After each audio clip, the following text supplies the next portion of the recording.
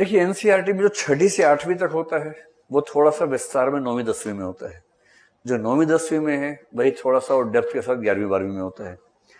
तो जिस विषय में आप 11वीं 12वीं को सीधे टच कर सकते हैं, समझ में आता है, 11वीं 12वीं काफी है। अगर आपको लगता है कि नहीं थोड़ा सा टफ लग रहा है, बैकग्राउंड वैसी नहीं है, तो 9 10 से शुरू कर दीजिए।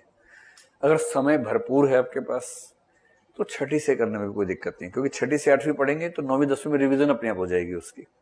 फिर 11वीं 12वीं में सेकंड रिवीजन भी हो जाएगी, कुछ नई चीजें भी मिल जाएंगी।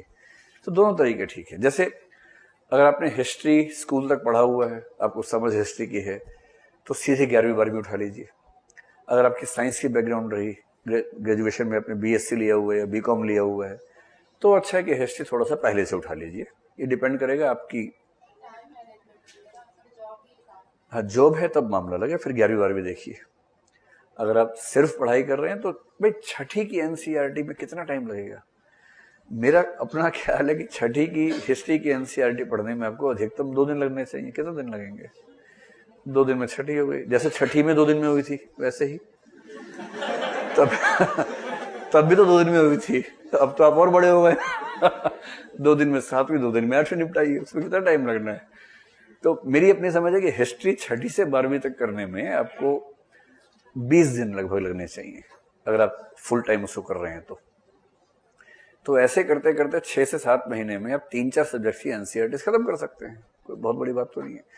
पर हाँ, अगर आप जॉब में हैं और समय मैनेज नहीं होता तो आप सीधे 11वीं 12वीं उठा के देखिए।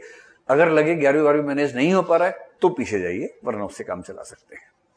और टेस्ट करने के लिए दृष्टि की वेबसाइट पे एक सेक्शन है एनसीईआरटी टेस्ट नाम से, देख लीजिएगा उसको। तो एनसीईआरटीज में हर किताब के हर चैप्टर पे हमने क्वेश्चंस दे रखे हैं प्रैक्टिस के लिए। जो चैप्टर पढ़ा उसकी प्रैक्टिस देखिए, वहां सारे क्वेश्चंस आप कर पा रहे हैं या नहीं कर पा रहे हैं। हर क्वेश्चन के बाद उसकी व्याख्या भी दे रखी है कि इसका आंसर ये होना चाहिए था। तो इससे आपकी एनसीईआरटी न केवल आपने पढ़ ली, बल्कि आप ये भी देख पाए कि आपकी पढ़ाई का जो निचोड़ है वो क्या निकला, वो निचोड़